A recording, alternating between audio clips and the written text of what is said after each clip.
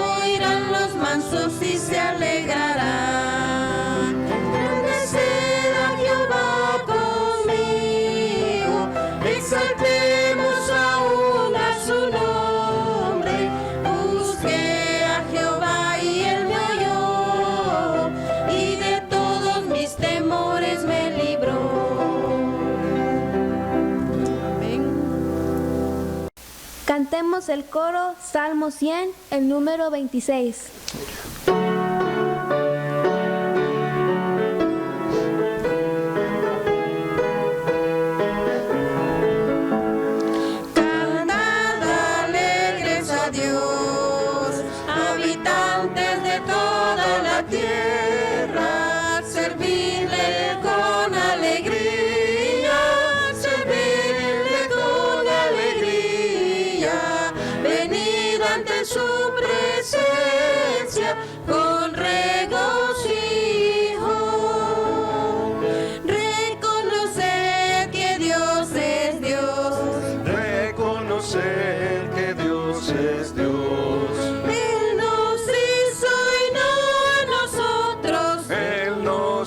Soy no nosotros, pueblo suyo somos, ovejas de su prado, cantad alegres a Dios, habitantes de toda la tierra, servidle con alegría, servidle con alegría, venid ante su con regocijo, porque sus puertas con gratitud, entrad a sus puertas con gratitud, por sus atrios con alabanza, por sus atrios con alabanzas, alabadle y bendecid su nombre. A Dios, habitantes de toda la tierra, servidle con alegría, servidle con alegría, venid ante su presencia con regocijo, porque Jehová es bueno, porque Jehová es bueno.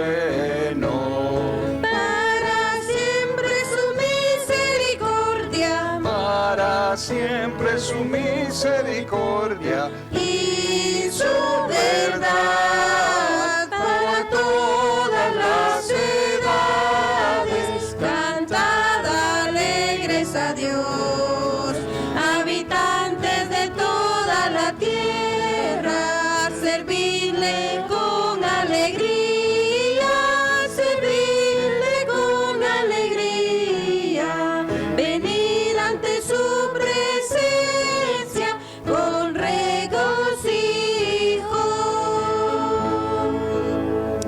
Amén. Amén. Muy buenas a todos aquellos que nos escuchan por diferido. Acabo de terminar la reunión a través de Zoom con los hermanos que asistieron en directo y me doy cuenta de que no grabé la reunión, así de que me iba a quedar sin que compartir con los otros que no pueden asistir o participar de la reunión en directo y la ven a través de otro tiempo durante la semana. Entonces quiero aprovechar estos momentos para por lo menos dejar un resumen de lo que estudiamos en el día de hoy. Nos enfocamos especialmente en el estudio del Salmo 19, así de que sin muchos preámbulos voy a tener una palabra de oración para empezar, para pedir la dirección de Dios en este tiempo, para interceder por aquellos que lo necesitan y hacer de manera, aunque sea sintetizada, este estudio que hicimos en directo hace unos momentos. Entonces, oremos. Señor, nuevamente en tu presencia para darte gracias por la bendición de vida que nos das a todos, por la oportunidad de compartir con los hermanos a través de este medio, por los que están en directo o los que están en diferido, y gracias, Señor, por el estudio de tu palabra que nos permites. Señor, bendice a cada uno de los hermanos y hermanas que están conectados, especialmente, Señor, oramos por aquellos que están en enfermedad, recordamos especialmente al papá de Mario, que va a ser, le van a hacer unos análisis para problemas de riñón o de la próstata.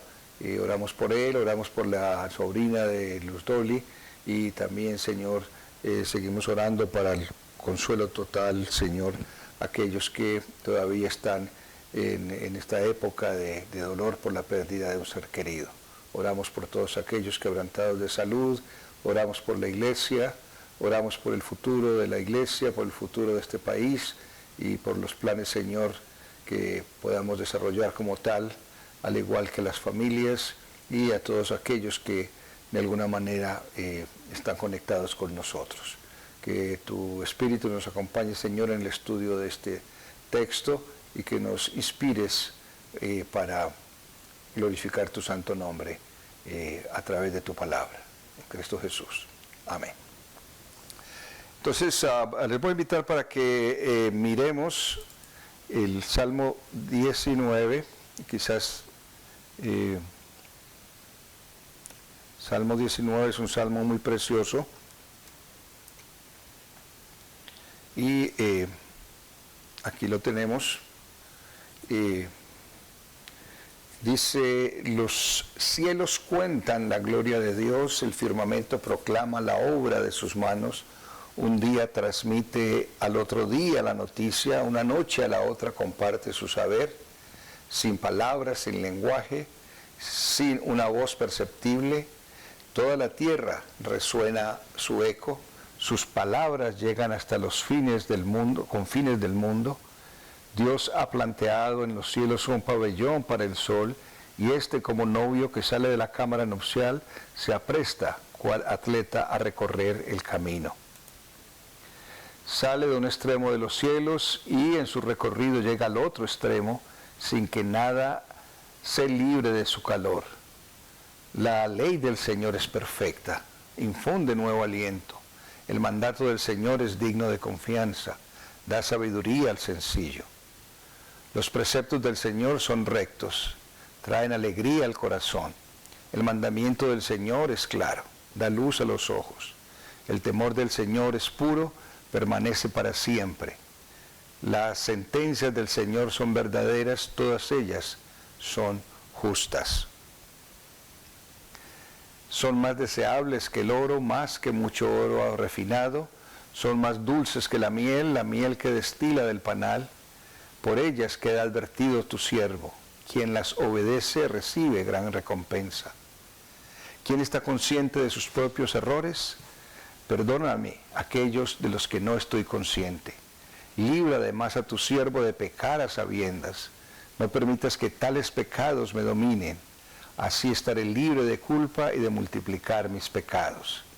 Sean pues aceptables ante ti mis palabras y mis pensamientos, oh Señor, roca mía y redentor mío.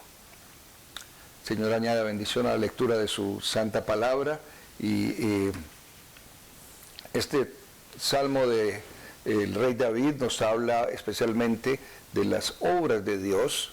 Son 14 versículos del 1 al 6, habla describe de una manera preciosa la acción de Dios sobre la naturaleza, el mundo que nos rodea, el universo, la perfección que hay en ellos, los elementos de la naturaleza y la belleza que extasía al salmista.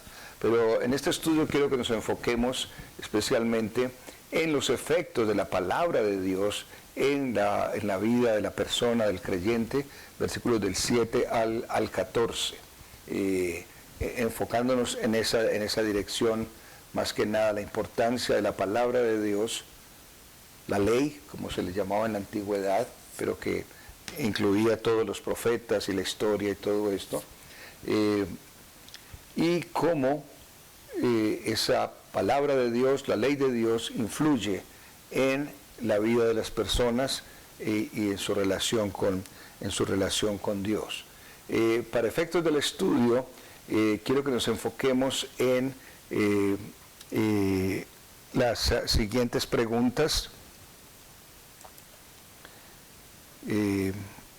Estas serían las preguntas de estudio.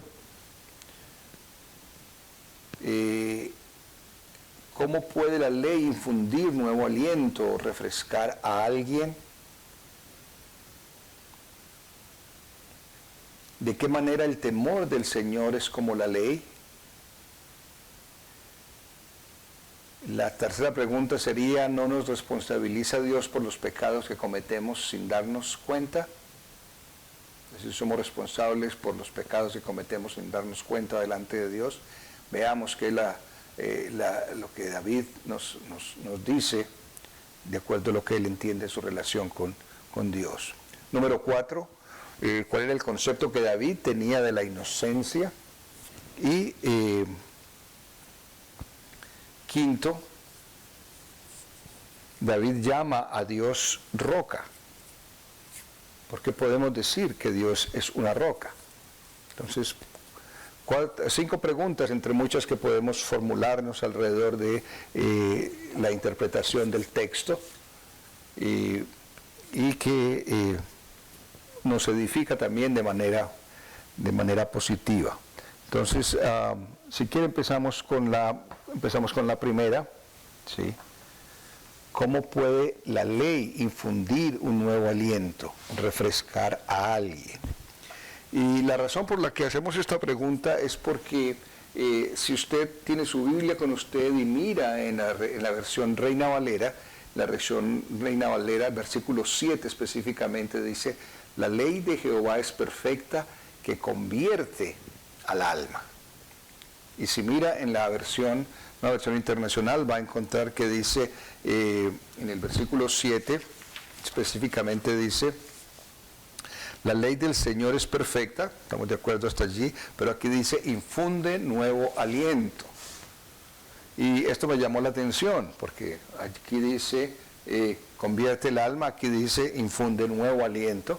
Resulta de que la palabra que se usa allí, en hebreo, no solamente significa infundir nuevo aliento, no solamente significa convertir,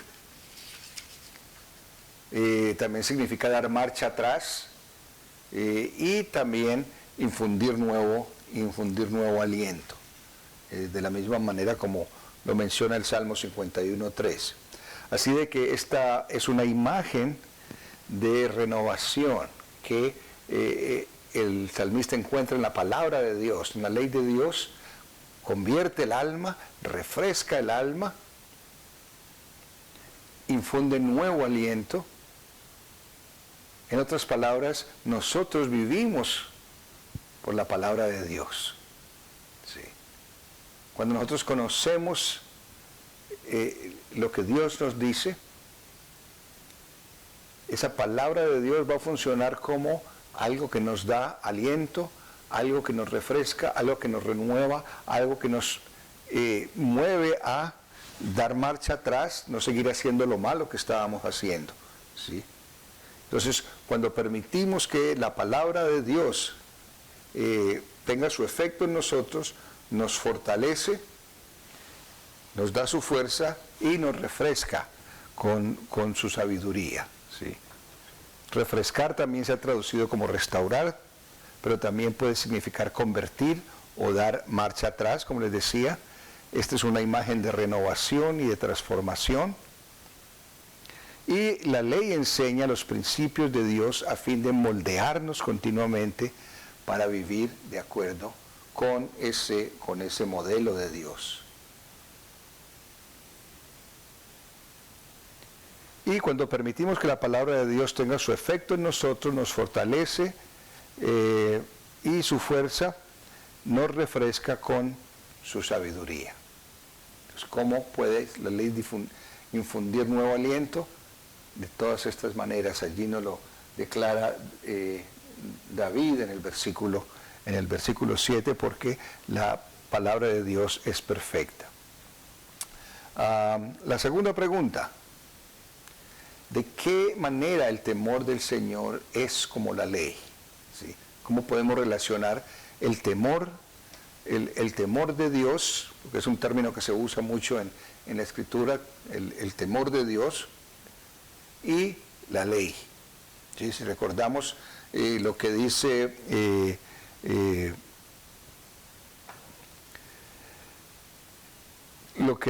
Job 28:28, Proverbios 1:7 o Eclesiastés 12:13, dice de que el principio de la sabiduría es el temor a Dios. Y cuando hablamos de temor a Dios, estamos hablando de respeto, reverencia, que nos cobijamos a lo que Dios nos dice y nos cobijamos a lo que Dios dice en su ley. Entonces, por eso están relacionados. Cuando hablamos de la ley de Dios, cuando hablamos de la palabra de Dios, nos está inspirando para mostrar esa reverencia continua a Dios. El estudio de la ley de Dios, con sus requisitos específicos para el comportamiento humano y sus consecuencias inevitables para la desobediencia, nos lleva a un mayor respeto por Dios y aumentar nuestro deseo de servirle. ¿Sí? Esta es la razón por la que el temor a Dios se funda en el conocimiento que adquirimos de la palabra de Dios. Hay respeto, respetamos a Dios, obedecemos a Dios porque conocemos su ley. Y eso nos ayuda a edificarnos. La siguiente pregunta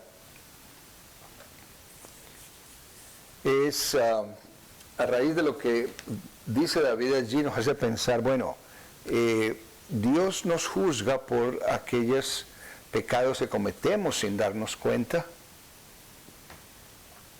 Somos responsables delante de Dios por tantas cosas que hacemos saber, a veces sin nosotros realizar de que estamos haciendo algo malo, porque ha sucedido, ¿no es cierto?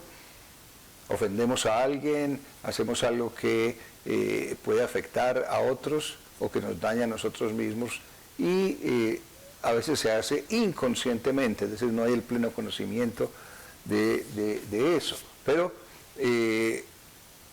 algo que tenemos que entender es que de alguna manera Dios nos ha dado a conocer su voluntad, especialmente cuando hablamos de su palabra. Dios nos da a conocer su voluntad y aunque sabemos que nuestro entendimiento y obediencia serán imperfectos, Dios nos revela su voluntad y nosotros somos responsables. Por eso entonces una oración como la que nos plantea el versículo, específicamente el versículo 12, son válidas. ¿Quién podrá entender sus propios errores? Dice la Reina Valera, líbrame de los que me son ocultos. En la nueva versión internacional dice, ¿quién está consciente de sus propios errores? Yo creo que esa es una de las dificultades más grandes del ser humano, el poder reconocer sus propios errores. y aceptar esos errores y tratar de enmendar esos errores. Entonces, si lo vamos a poner de una manera simple, hay cosas que no somos conscientes, pero estamos haciendo daño y somos responsables de eso, y por eso el salmista pide de esa manera, ¿sí?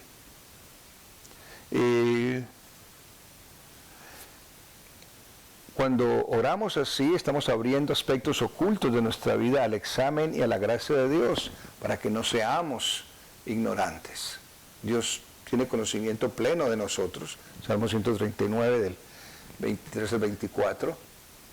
Todos nuestros pensamientos te son conocidos, Señor.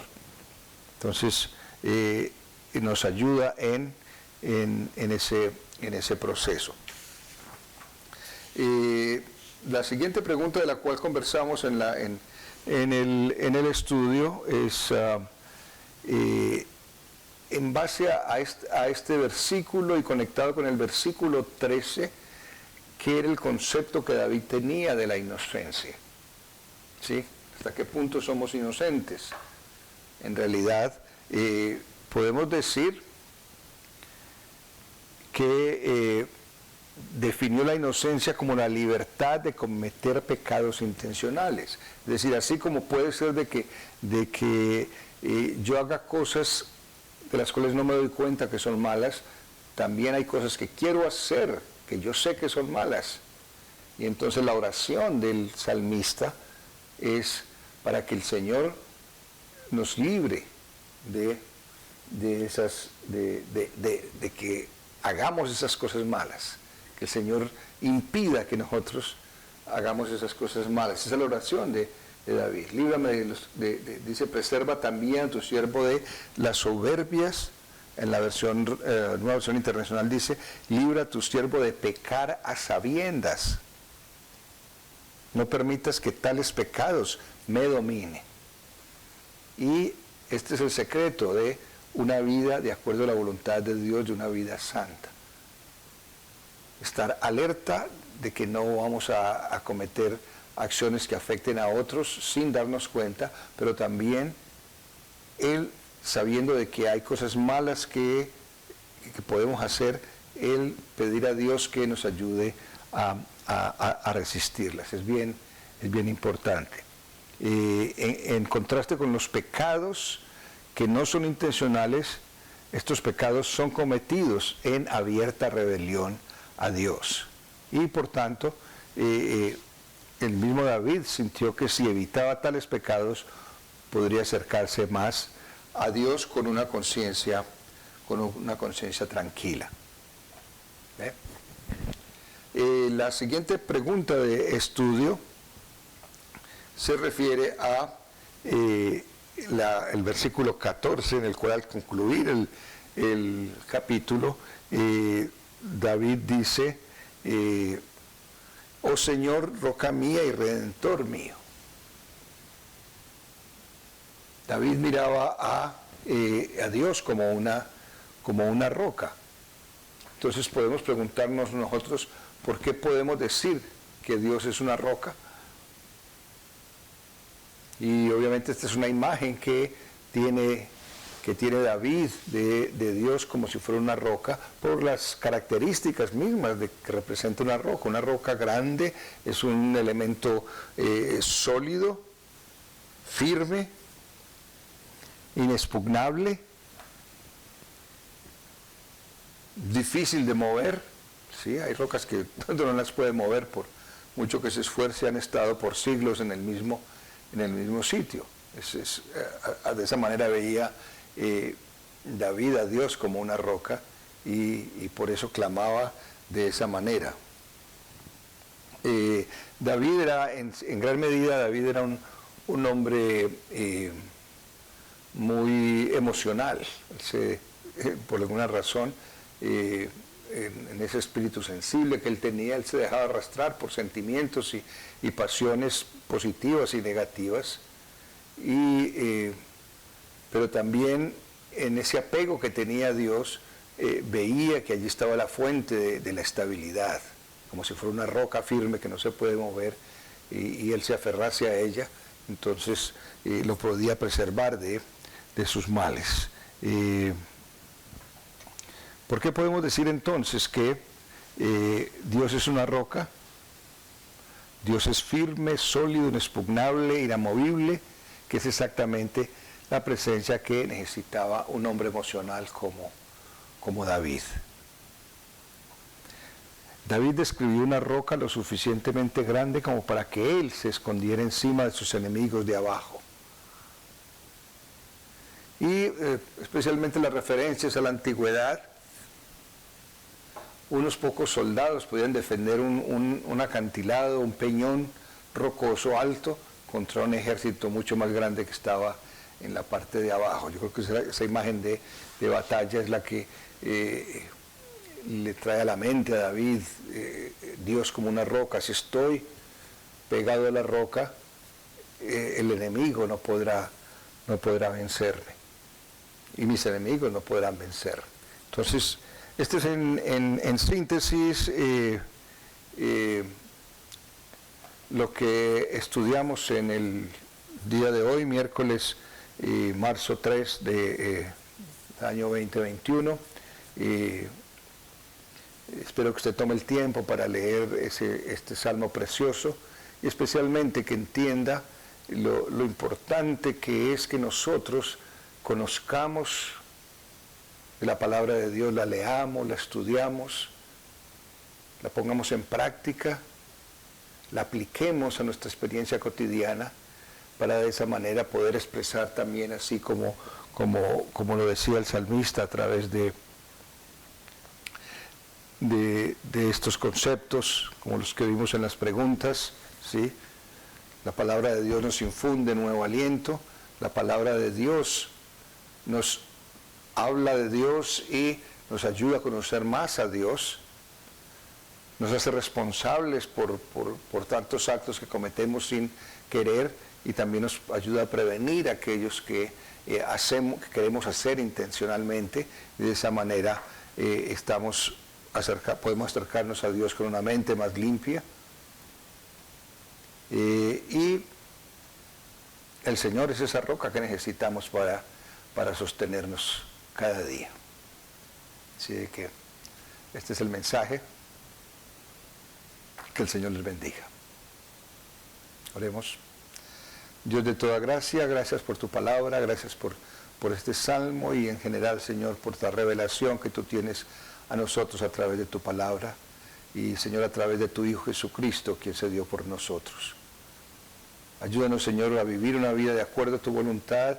Permítenos conocer más de tu palabra para poder, Señor, vivir de acuerdo a esa voluntad tuya y ser vivificados siempre.